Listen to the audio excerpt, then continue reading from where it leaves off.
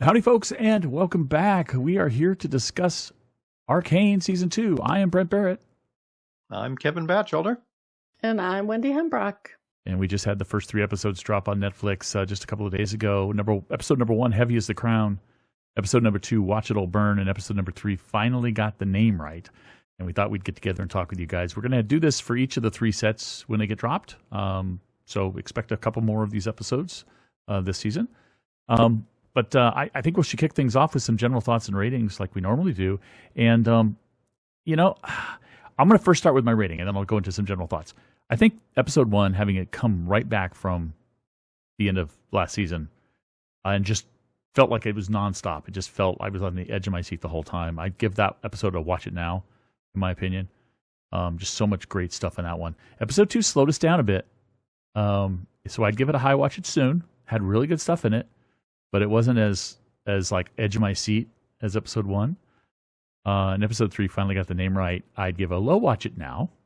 Not quite there, but there because some things that if you've been watching these videos, I was a little upset about. But I can deal. I think I'll survive. But it was still really, really, really good, and it ended in a very dramatic way. And there's each of the episodes ended in a weird way. But anyway, what do you guys think? General thoughts, ratings?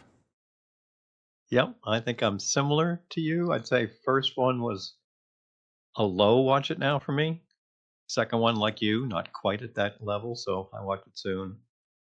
And then I understand why the impacts of events in episode 3 might have knocked yours down a bit, but I thought it was fantastic, so I'd say a very solid watch it now. It was a blur for me, a big, exciting blur. I had butterflies when I sat down to watch it, and I did it late Saturday afternoon, so I watched them all 3 straight through and then watched them all again. Yeah, I watched them all straight through as well. I would give the first one a watch it now. Second one, I would go high, watch it soon. And the third one, I would give it a watch it now also. I really like that it was just, I think they're calling them acts, but I would call them, the next chapter in the story. Mm-hmm. I did like, as you mentioned, Brent, that it started almost immediately after the events of the season 1 finale. And I'm sure we'll get into this, but I liked a lot of the parallels that they set up from season 1. Yeah, absolutely. So that's good general thoughts. Let's dive into some highlights. What do you guys think? I'm going to start with the highlight for these 3 episodes of. Okay, I got to bring it out because I'm the Caitlin Vi shipper. So I like the 3 phases of their relationship that developed in these 3 episodes. We get more of that kind of closeness and tenderness and caring that we saw in the first episode with Vi kind of watching from afar almost at Caitlin's,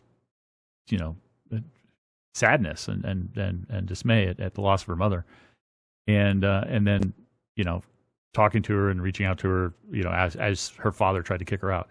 I love that part. But then, of course, second episode, we get the kiss. We get, confirmation that they are indeed in a romantic relationship, which we kind of knew. And then in the third one, we get this breakup thing. So to my mind, that's a highlight for me is these 3 phases. It's kind of a breakup thing. I put it in quotes that we don't know, obviously, if that's final or not. I think they still care a lot for each other, maybe even love each other. We don't know. But they are taking a bit of a break because of yet another instance where, and that's part of this highlight where Vi once again stops Caitlin from taking a shot, even though she had just told her to take the shot because there's a little kid, and Vi doesn't want to hurt this little kid. And of course she knows that's the thing. And even Caitlin, which is why I can understand Caitlin's position on this. Caitlin would not have missed. She's so good. She would not have hurt that little girl or little boy, whatever it is. I think it's a little girl. Would not have hurt her at all. And that's one of the reasons Caitlin's so upset, because Vi should have known that. She should have known that little kid was not going to be in danger. But Vi, we saw that just before that couldn't. You guys probably have that in your highlight, so I'll skip. Go ahead. What's your highlight? So many. Yeah, I know. So many. I'll just 1 or 2 things and go with more a little later. But one thing, and this is something I think I mentioned a little bit when we talked about the finale of season 1, and I'm very surprised I'm not seeing other folks talking about it. at least other reactors or some of the reviews and things like that yet, is at the beginning, the very beginning of episode 1, like we said, like everybody was saying, picking up right where we left off. Jason Mel, they almost weren't touched. There's like about a 5-foot circle around them with no rubble, none whatsoever. I gotta think, like we talked about, the fact that we saw like Mel's tattoos light up when the weapon hit the window. I gotta think she's got some kind of protection there. There's no way with half of the council dead, the two of them could be completely unscathed without something protecting them. That's Kevin's theory. See if it goes anywhere, because that just seemed a little too. Watch it again. They're too perfect. I heard that theory on one of the recappers. Her jewelry, I guess they call her jewelry, and also the other council member. She used to have the clock thing around her neck. Those are magical shield kind of things. Was what the recapper was saying. So that person, and I apologize because I can't remember who it was that I was listening to, was saying that, you know, Mel's, it actually created armor in her. And I think at one point we saw sort of the back of her, and it showed her the armor that lit up. That probably protected Jace and also deflected a lot of shrapnel that injured Victor. Oh, okay. Was that recapper's theory? Okay. And this might be stuff from the game that I know nothing about too, but I just, you know, it was interesting to see it there and not see, at least in some of the stuff I saw, lots of conversation around. So I guess we shall see. So that was interesting, you know, right off the bat. And I guess the other big item for me, I was very excited that we had the Vi, or a Vi, and Jinx showdown this early, episode 3. I wasn't sure if this was going to last for, you know, 2/3 or almost the whole season. So the fact that we were going to have that this quickly as we did, and it was so well done, with so much great visuals and parallels, as you said, Wendy, that we'll probably talk about from earlier. Just beautiful and heartbreaking. And that whole situation with Vi finally telling Caitlin, you know, take the shot, basically, because she's, as she states to Jinx, you're not my sister anymore. I'm able to let it go. But then when there's another little kid involved, she just can't. So I feel so bad for her. And then with, you know, Caitlin, you know, giving her the butt of the gun right in the gut, because she is so upset about her stopping her, and she's still so distraught over her mom. It's like, damn, poor Vi, you're getting it from all angles now. So again, the emotional side for me, still riding the roller coaster. Beautifully done. Okay, so I think technically Kevin gave 2 highlights. So he did. I stopped myself before I gave 2. So I'm going to give 2 highlights also, because I have more than 2, and I'm trying to go in chronological order. So mine is that montage of the aftermath in Piltover. I really thought they did a great job of not overly focusing on the initial minute, but the aftermath.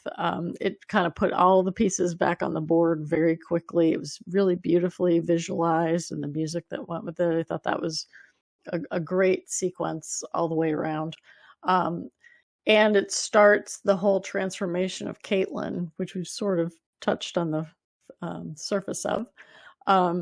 And then the other one that was big for me was Jace trying to save Victor, and the start of whatever is going on with Victor.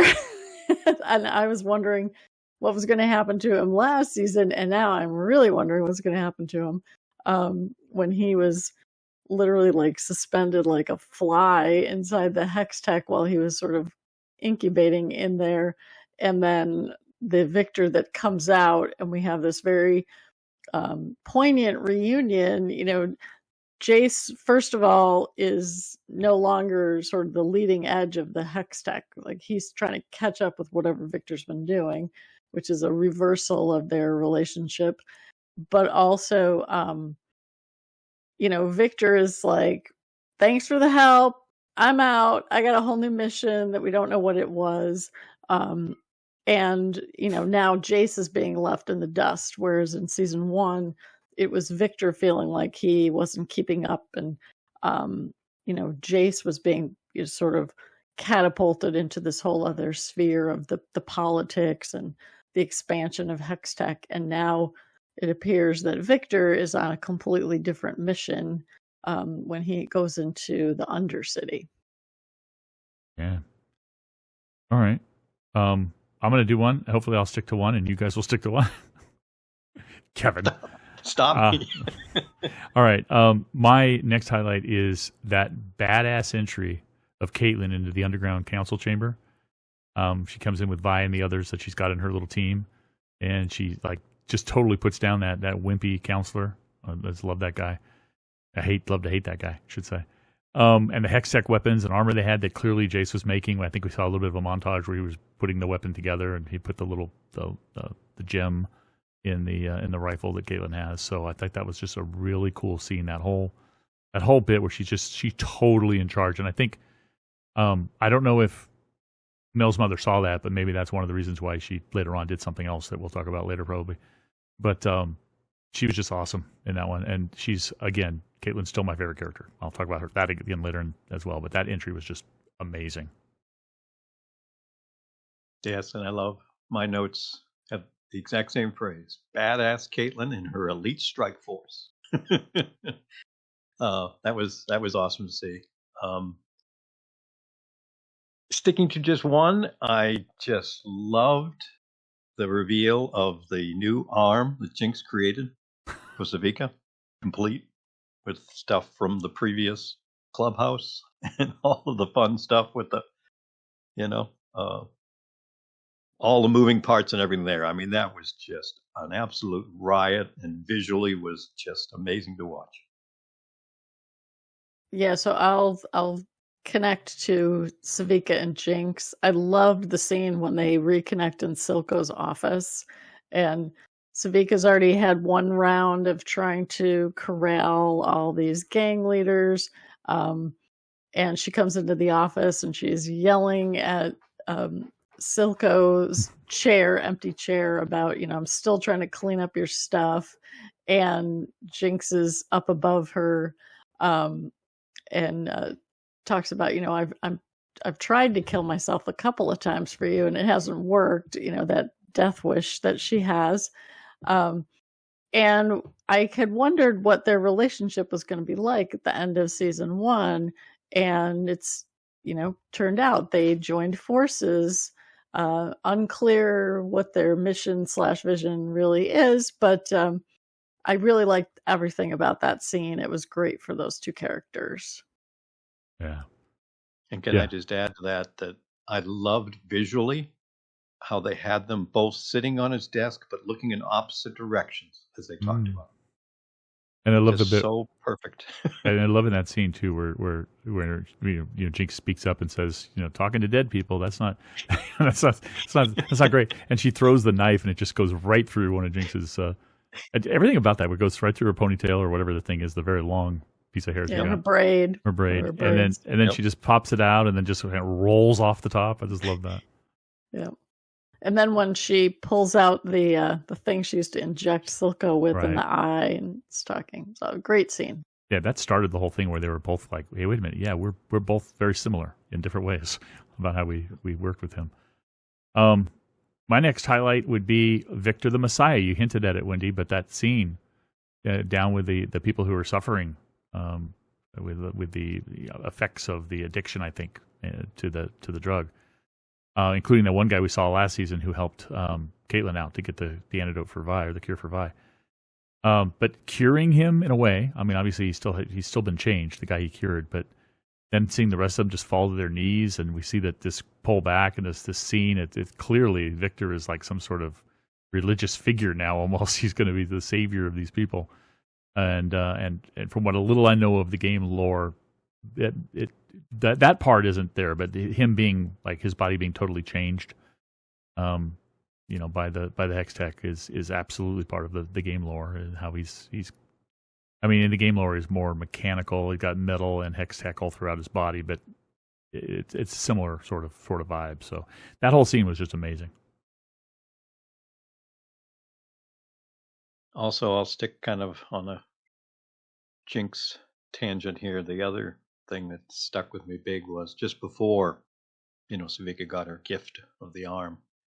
That scene where Smeech's, thugs kind of got the upper hand on Jinx, had her up against the wall. She's squirming. You can see she's uncomfortable and all.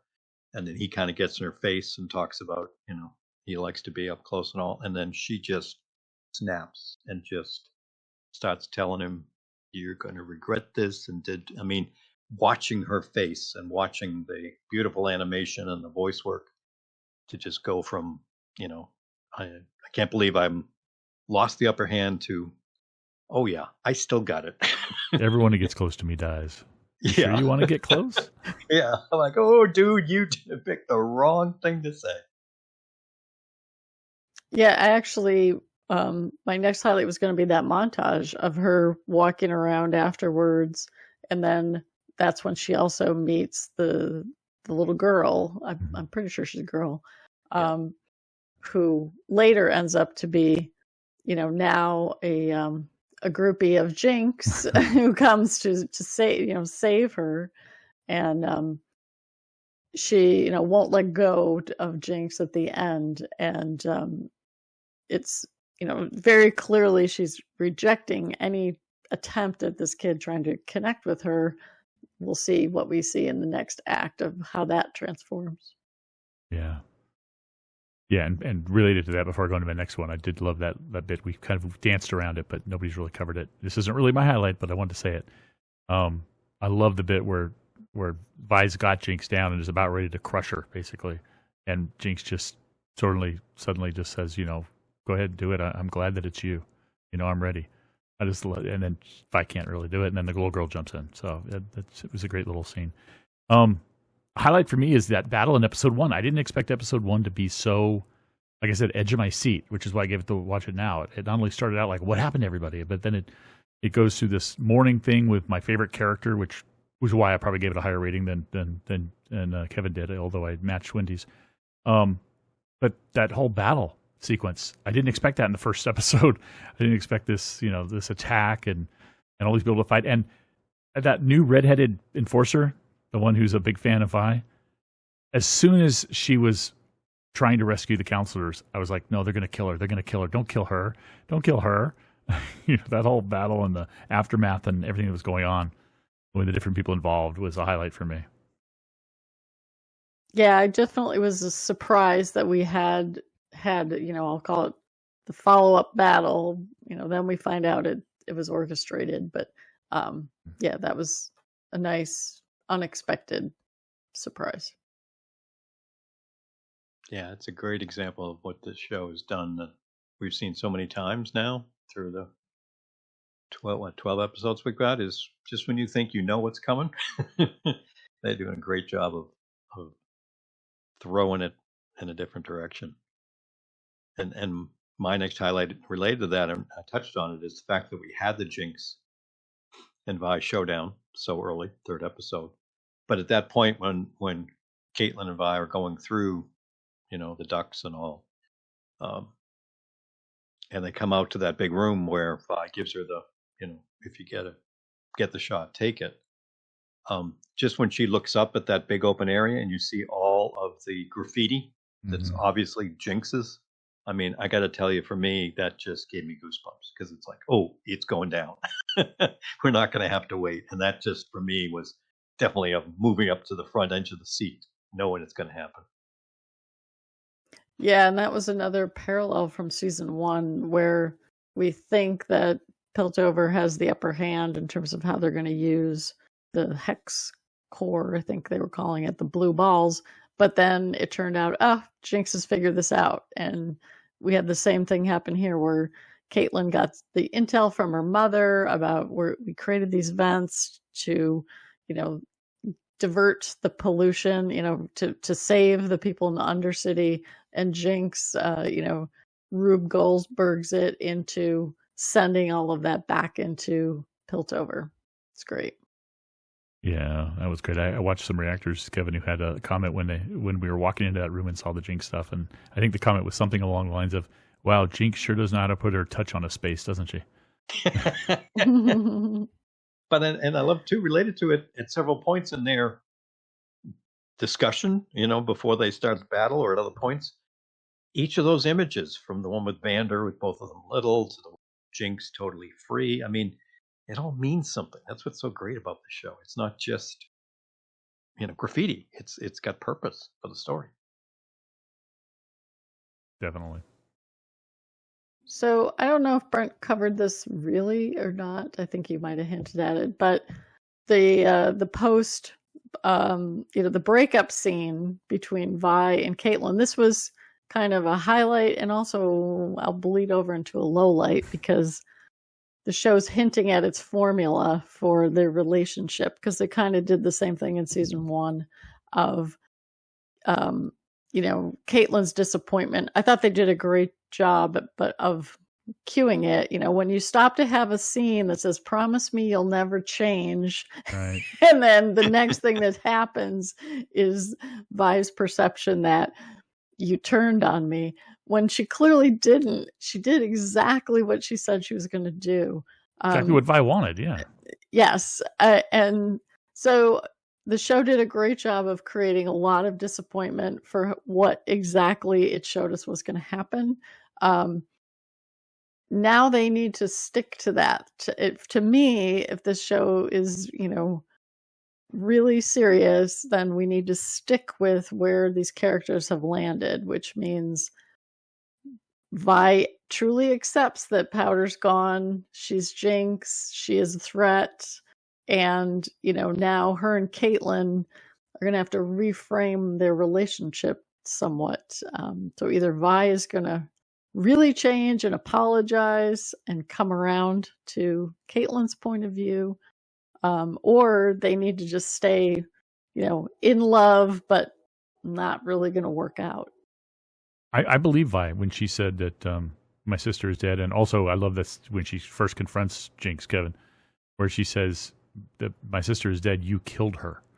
I think Vi believes that. I think in her heart she does. The problem, I think, was that one moment of weakness where Jinx knew that Vi could kill her, and she was like, "Okay, I'm ready. I'm glad it's you," sort of thing. That kind of made her like, "Oh crap, my sister is talking to me now, not Jinx." I think that just made her crack. But I don't think she's given up that position that Jinx is not her sister. I hope.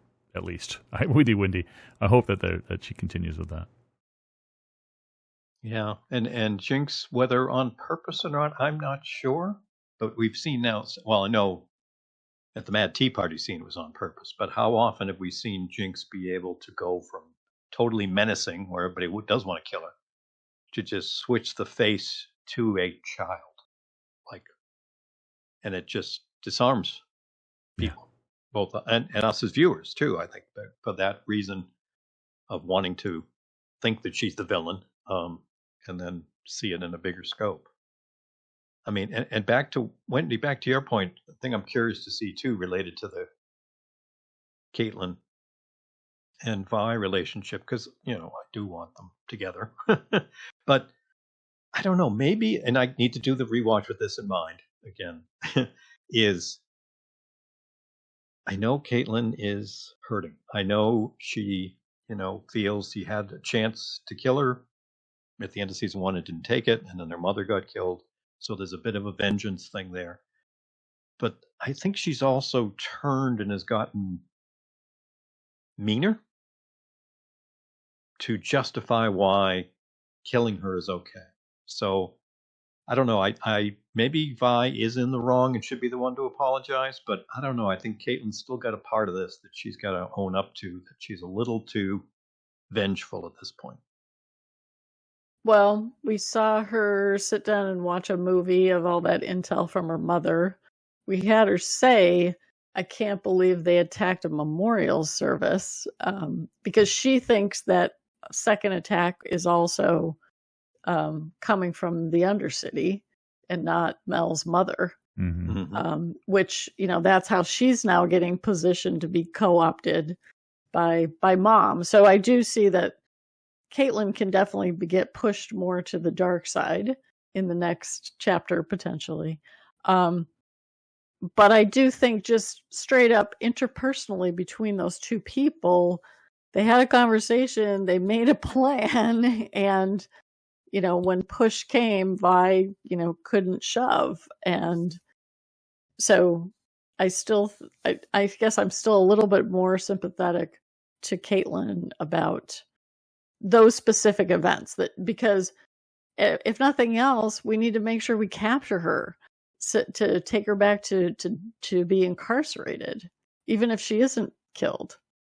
Yeah, but at the risk of killing an innocent child? I think that after all the carnage Caitlin has seen, that and also to Brent's point, it was probably at least 50-50, if not better odds. Far better. Because she just shot the gun out of the kid's hand. Yeah. Right before that. I know. I'm not doubting the show makes her to be evidence. An incredible marksman. Emotionally. Yeah. I don't think Vi could allow it to happen. No, and I'm just saying that's well, that was clearly what happened, right? Vi's emotions did short circuit her from executing the plan. Yes. Yeah, no, and I that's can't help but identify with that. To me, is what right. I mean. But it's also the difference between Caitlin, who was trained in a paramilitary organization, and Vi, who was an undisciplined street urchin, basically. And she's not trained. Trained or brainwashed? I'm just going from the perspective of when you join a paramilitary organization, you are trained, and I don't know that they would call it brainwashing. No. Well, probably, potato, patata, but I know. It's all black and white. There's no gray. Well, no, but in the fact is, in the heat of battle, that's the whole point of training, is you want training to kick in so that your sympathetic nervous system doesn't take over and you do crazy stuff that gets even more people killed. That's why this show is beautiful, because Vi is the complete opposite. Street. Yeah. Yes. Street trained, she thinks with her heart. Experience. She thinks with her heart. She Caitlin just thinks reacts. with her head. I think, I get both sides. I get both sides too, but I get Wendy's point.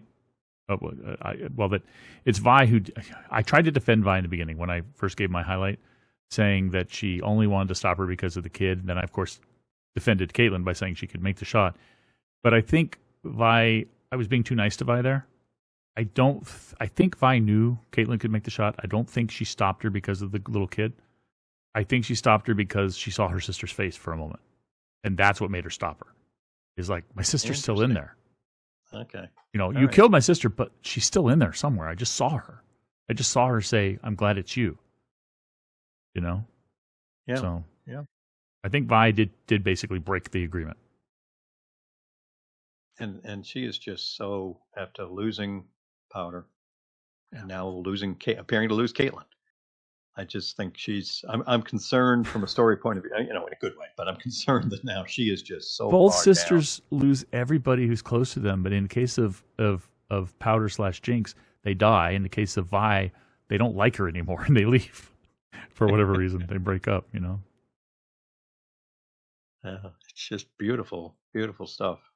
How about, what did you guys think as far as the music in these first 3 episodes? It seemed like we had a little more, some montages, but also the use of the music in several of the scenes. I don't know, it just really popped in a good way for me.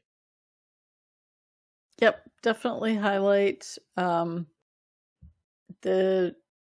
can't remember what the scene was, if it was the memorial. I can't remember. It was not one of the battle scenes. There was another place where they used music that I didn't write it down, but I noted. I was like, oh, this is a good place for that, for sure. It fits so well that I didn't really make note of it either. It's just, I noticed there was a lot of music, but it fit so well that I didn't take notes. Yeah, it just caught my eye, and a great choice too in the beginning to the memorial service, or in the beginnings of Caitlin looking at her mom to use the black and white. Contrasted with her and the color, kind of charcoal drawings, charcoal, exactly. Yeah, I mean, that was just. But her and Vi were in color. That was interesting. I like that. Yes, yeah. No, just again, visually, that style choice was great. Yeah. I liked the parallels that they did back to season 1. The other ones that jumped out at me was when Jinx takes Silco's body to the Mhm. water and, instead of baptizing and raising her up, which he did, she gives him a eulogy and he, drops into the depths. Yeah. And then when Vi tells Caitlin, "You have a good heart," and it just immediately made me think back to season 1 when Vander says that to Vi. So I like those sort of revisiting themes that they did in this Mm. little chapter. Yeah, and that Good. little water burial scene too. And this was one of those ones I had to rewind because it really hit me like, oh, when Jinx says as he's kind of going down, I used to say I could fix anything before I broke everything. Yeah. Boom. Yeah. Sums her up. Does. Any Does. other highlights from anybody? The last one, or Kevin, did you have one? Go ahead. Let me see if I got one more. Okay.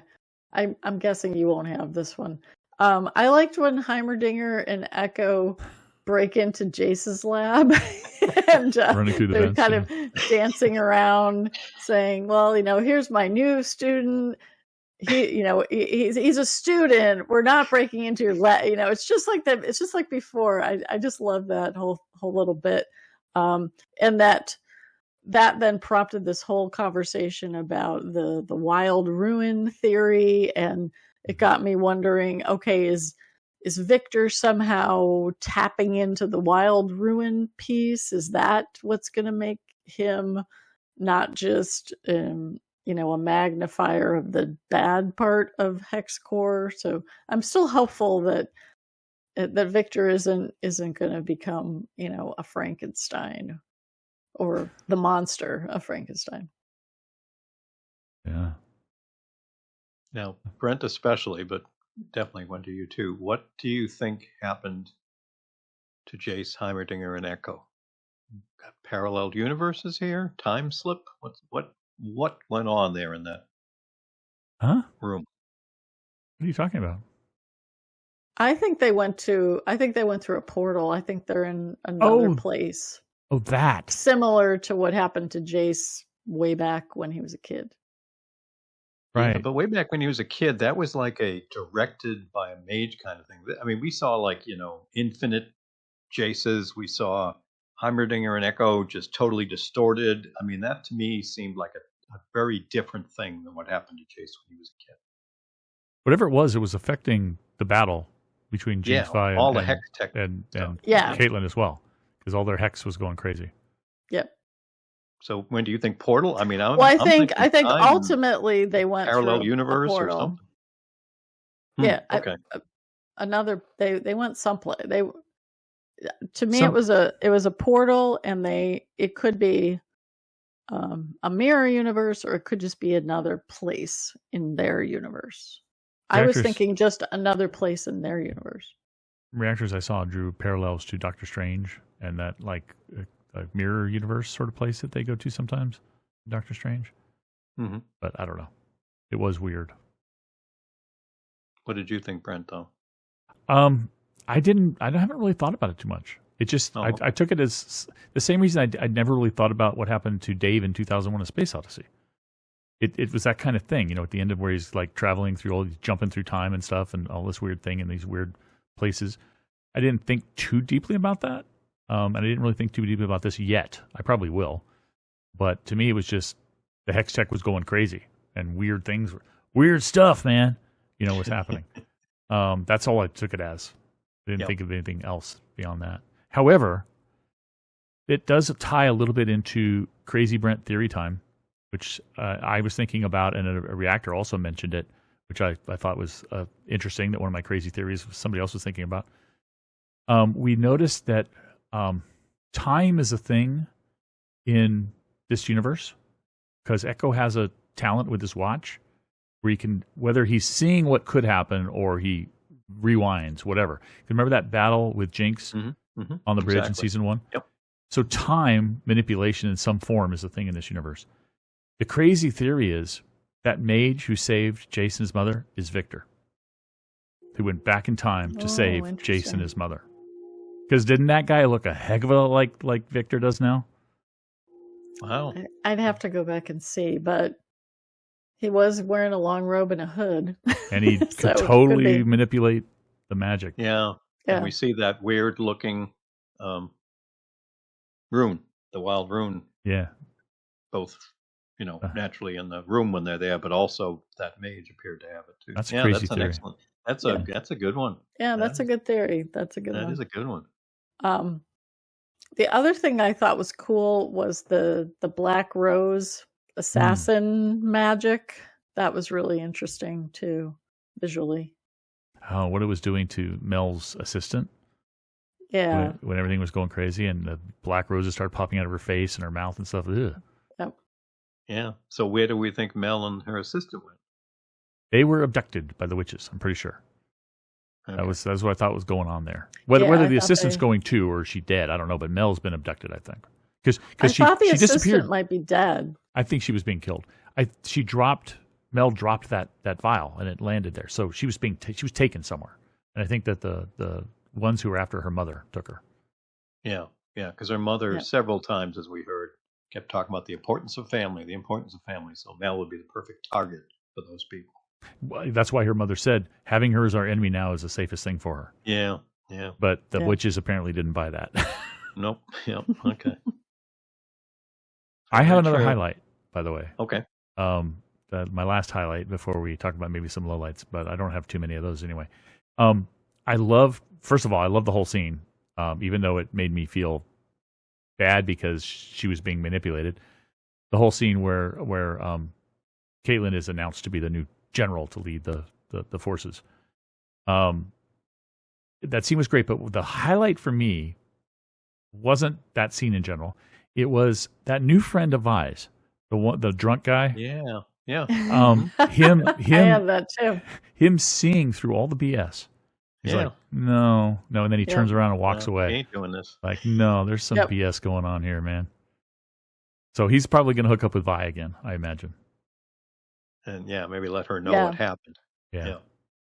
I actually, the first time I watched the scene where they're in the fountain after their bender and the young recruit comes Yeah. up and is I love her. fangirling on Vi. At first, when he was pretending to be asleep, I was thinking, oh, is he going to turn on Vi? But then when I rewatched it, I realized that was just, that was him. He's like, didn't want to wake up from whatever they were doing. And I really appreciated how he really quickly sort of had her back during the memorial attack, and is definitely jumped in as one of the Scooby Gang. So I do expect that is going to be her friend now that she's lost her BFF. At first, I wasn't sure what he was, but I think since first time we met him, he was dressed in an enforcer outfit. I think he had parts of an enforcer uniform on, like his pants and stuff looked like enforcer, and then clearly he's an enforcer because he's joined Caitlin's squad, elite squad. So Yeah. It- Yeah. anything else? It's Hmm? no, just excited for what they've set up. Again, we've got some kind of things we're, touching on here that we enjoyed, but now it's okay, where do they go from here? Mm-hmm. Kind of thing. That's the excitement of the middle set of the episodes. Don't even think about the final three. We know how crazy the final three from season one were. No, I know, because they just keep outdoing themselves, man.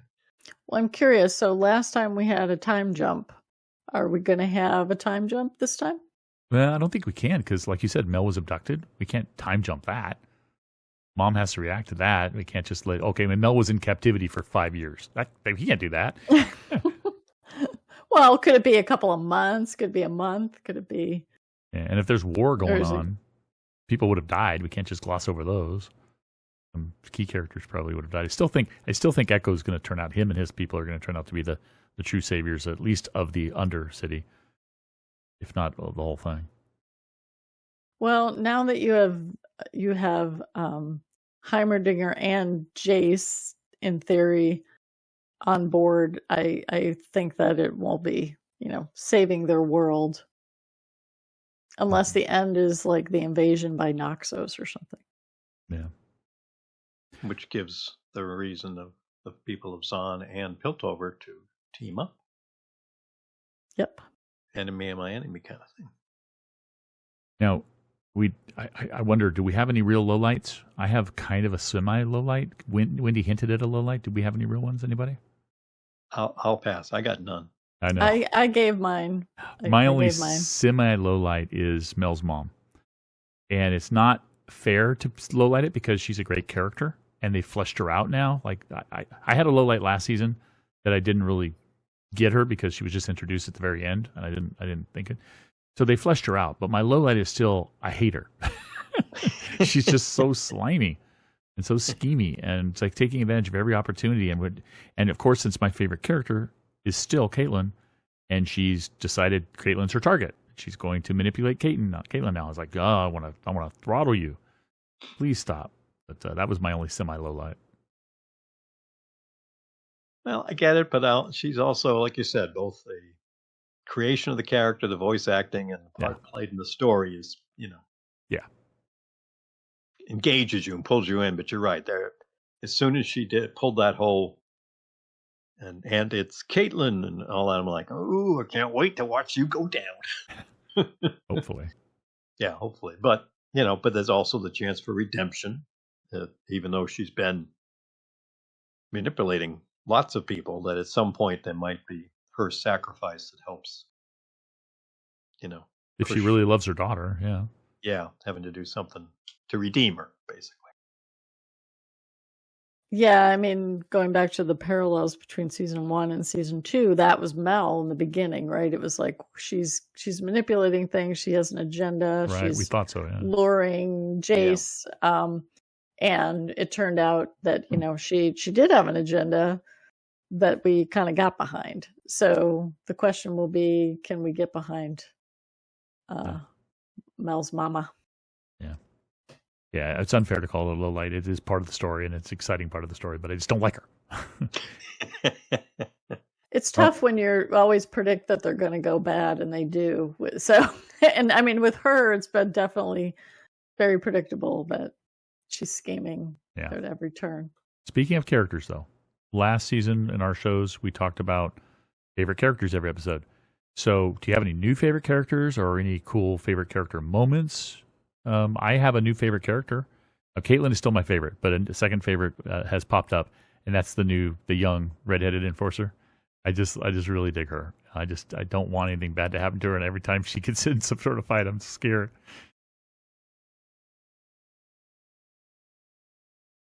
I wouldn't say it's a new favorite character. I would say I am very excited to watch what happens with Savika's new arm. The arm is a character then, yeah. The arm is almost a character with the whole slot machine. Not knowing what you're going to get in battle might I can't wait to see. I love that scene where she's pulling it for like the last time before the end, and it comes up and then both Jinx and her little fangirl now are looking at it like, huh? And then the second one, huh? And the third one pops up and I'm like, yeah, it's a Jinx smile, and then it totally dismembers our Chem Baron guy. So I'm just waiting to see what happens in an epic battle when she can't control it. Yeah, so I wouldn't say favorite characters, but I like the arc that they're taking Savika on. She could have easily just kind of gotten written out. And I'm going to be very curious to see the dynamic expand with her and Jinx and whatever their larger plans may develop into. And we talked about Vi's buddy.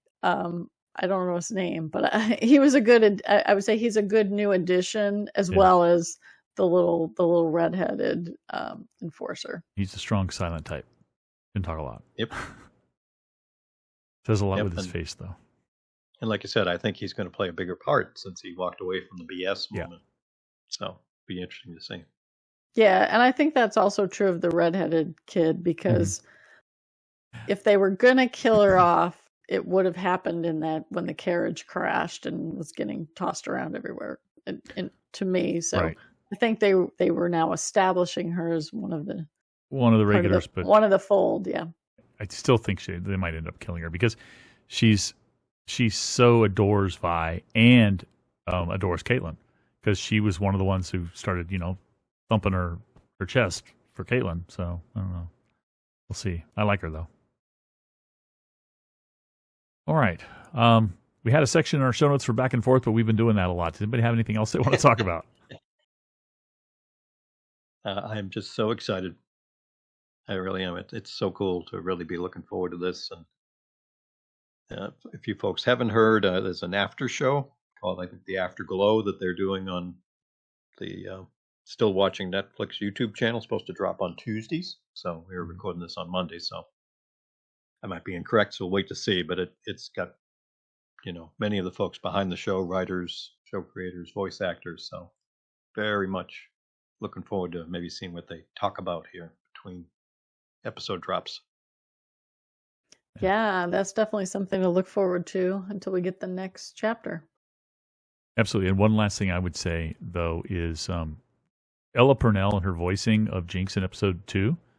At the very beginning, when she came in and Jinx was talking, like, I think I recognize that's Jinx, but she doesn't sound like Jinx. There's something about her. And I think she just did a really good job of showing Jinx in that state, where she was saying goodbye to Silco. She wasn't as crazy as she normally was. But then later in that episode, she became crazy again. So Ella Purnell did not lose the ability to do Jinx. It's just she realized that at that moment, Jinx wouldn't be goofy and crazy. She'd be very serious and somber, which worked. So props to Ella Purnell. Mm-hmm. Yeah, definitely. Okay. I think that's going to do it then. Looking forward to the next 3 episodes. I know we all are. So thank all of you for watching or listening, depending upon how you consume this content. Thank you, Kevin and Wendy, for being here. And I'll catch you next time. Take care, everybody. See you soon.